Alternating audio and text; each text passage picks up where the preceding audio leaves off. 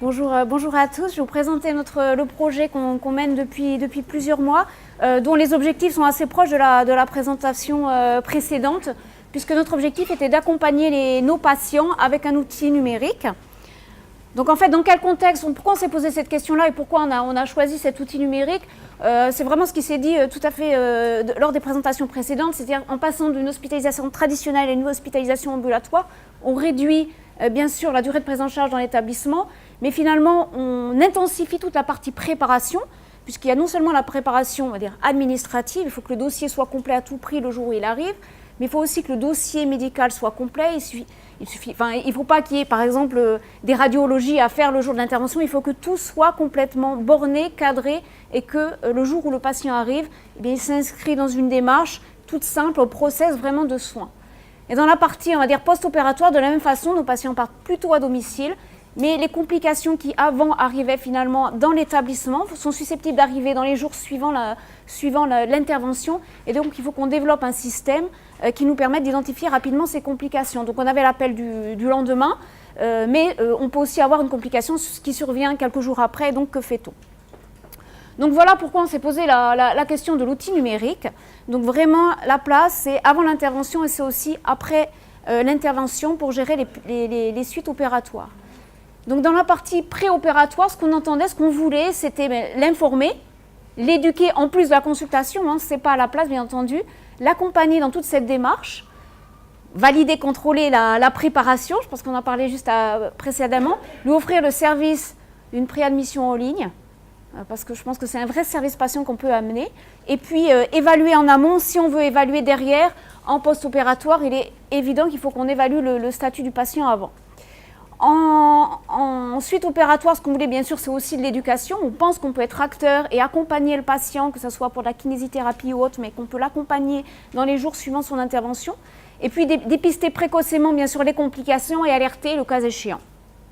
Partager, ça c'est on va dire à moyen terme, c'est aussi notre objectif, c'est comment peut-on partager avec la ville certaines informations. Et puis bien sûr évaluer, on s'est dit que c'était vraiment l'occasion pour pouvoir faire quelque chose qu'on avait envie depuis très longtemps et qu'on a du mal à mettre en place, c'est tous les scores de fonctionnalité ou des questionnaires de qualité de vie qu'on n'arrive pas à mettre en place aujourd'hui parce que c'est du papier, on n'arrive pas à recueillir ou alors on n'arrive pas à faire l'amont. Voilà notre objectif.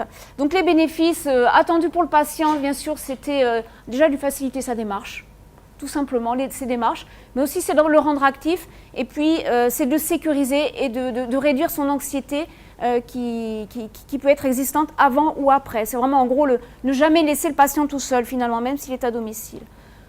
Pour l'établissement, bien sûr, c'est d'identifier les complications, de rassurer certains soignants, pour lesquels l'ambulatoire peut être aussi un frein. Qualité de prise en charge, parce qu'on va pouvoir évaluer vraiment des données qu'on avait du mal à récupérer. Et donc pour nous, c'est une vraie qualité de la prise en charge. Et puis de l'efficience, hein, de la même façon, c'est vraiment ce qu'on appelle le juste suivi. Plutôt que de rappeler tous nos patients à domicile, essayons d'identifier ceux qui en ont réellement besoin. Et puis focalisons sur ces patients, on va les rappeler.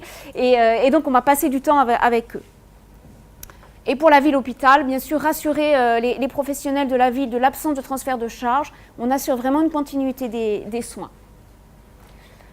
Alors concrètement, donc, où on en est nous déjà on a développé avec la société Nuvea le suivi post-opératoire, donc une application web et smartphone qui a été lancée depuis janvier 2016 dans deux établissements pilotes, avec une clinique par exemple qui a à peu près 350 patients par mois, donc on doit avoir à peu près 1000 patients. Un peu plus. Au niveau de la préparation, on va lancer en septembre toute la partie préadmission en ligne et accompagnement préopératoire.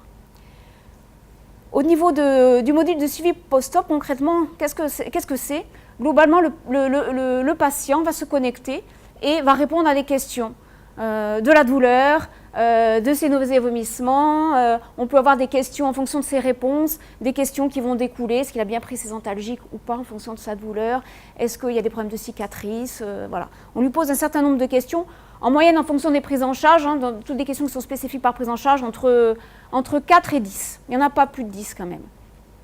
Et puis derrière, mais en fonction, il y a un algorithme, en fonction des réponses aux questions, en fonction des réponses à différentes questions, ça va déclencher ou pas des alertes. Et l'infirmière, le professionnel de soins, va être informé de ces alertes. Elle reçoit un SMS, s'il y a une alerte, parce qu'elle n'est pas toujours connectée devant l'application, elle se connecte et elle peut voir directement quel est le patient qui a déclenché une alerte, pourquoi il a déclenché une alerte, et avoir toutes ses coordonnées, ses caractéristiques médicales pour pouvoir le rappeler, bien entendu, derrière. Quelque chose qui est intéressant dans l'application, c'est qu'il y a une messagerie. Je dis que c'est intéressant, il y a plein d'autres choses, mais là je trouve que c'est intéressant de le partager, parce qu'on s'est rendu compte que finalement les patients posaient des questions, ils ont la possibilité de poser une question. Et on s'est rendu compte qu'ils posaient des questions qu'ils n'avaient jamais osé poser par téléphone ou directement, histoire de constipation avec certains médicaments. Voilà. Donc finalement la messagerie est très appréciée des patients, sans que ça soit non plus, sans que tous les patients répondent. Ils répondent vraiment s'ils ont un problème ou une angoisse. Voilà, donc concrètement, nous, ce que nous avons choisi, c'est qu'on accompagne quand même, on informe les patients de cette démarche et on les accompagne au début par nos infirmières de consultation. Ils ont mis en place, dans le cadre de la récupération rapide et de l'ambulatoire, des infirmières de consultation pour des prises en charge lourdes, plutôt. Et donc, ils voient les patients en amont de l'intervention, donc ils leur expliquent la démarche et qui les font adhérer. Aujourd'hui, donc à peu près 350 patients par mois. Un taux d'utilisation des patients, on était assez satisfait de ce résultat. Finalement, c'est le remplissage des questionnaires de 70%. Donc ce qui est plutôt, nous on a trouvé ça assez positif. Ça m'intéresse d'avoir vos retours, mais on a trouvé ça intéressant. Sachant que ceux qui ne répondent pas ne sont pas laissés de côté. Vous avez pu voir dans la slide précédente, je peux y revenir en fait, que si jamais ils ne répondent pas, ils arrivent dans les non-répondants. Donc on ne les laisse pas, on les rappelle dans tous les cas, on ne laisse pas des patients qui ne répondraient pas dans le vide. Donc satisfaction des professionnels parce que c'est assez simple à utiliser, il n'y a pas besoin de formation. Et aujourd'hui on travaille bien sûr à l'amélioration des fonctionnalités puisqu'on se fait un retour d'expérience et on voit qu'on a travaillé non seulement sur éventuellement des fonctionnalités mais surtout sur les questions que l'on pose parce qu'on se rend bien compte que voilà, les questions, le patient tout seul devant ces questions, il a une autre vision et donc lui-même nous fait progresser. Il ne les comprend pas obligatoirement comme nous on pensait les poser. Et aujourd'hui, on également réfléchit à l'organisation pour pouvoir, finalement, cette expérience, l'ouvrir au maximum de patients, puisqu'elle est plutôt très positive, autant pour le côté établissement de soins que le côté patient. Voilà, donc aujourd'hui, on est en phase d'ouvrir cette application à d'autres. Sur le préopératoire, en fait, c'est la même démarche. Donc le patient va répondre à un formulaire, faire sa préadmission en ligne, pouvoir envoyer des documents, et puis voilà, de façon extrêmement simple. Et puis on va l'accompagner aussi dans sa préparation, alors en lui posant des questions, s'il a bien compris l'information qui lui a été donnée, de bien préparer notamment sa sortie en ambulatoire, valider qu'il a bien quelqu'un qui va venir le chercher. Voilà, on lui pose un certain nombre de questions, ce qu'on appelle un peu une to-do list, qui arrive petit à petit au fil des jours. Simplement, c'est assez simple. Voilà, identifier si on a des problématiques de BHRE, les changements. On lui envoie également l'heure à laquelle il se présente, où il va se présenter. On lui demande de valider, nous, pour qu'on ait une validation. Et en fonction des réponses, ça va aussi déclencher une alerte dans l'établissement. Voilà, facteurs clés de succès sont assez simples. La place du patient qui est vraiment au centre. Il nous faut aussi se reposer des questions.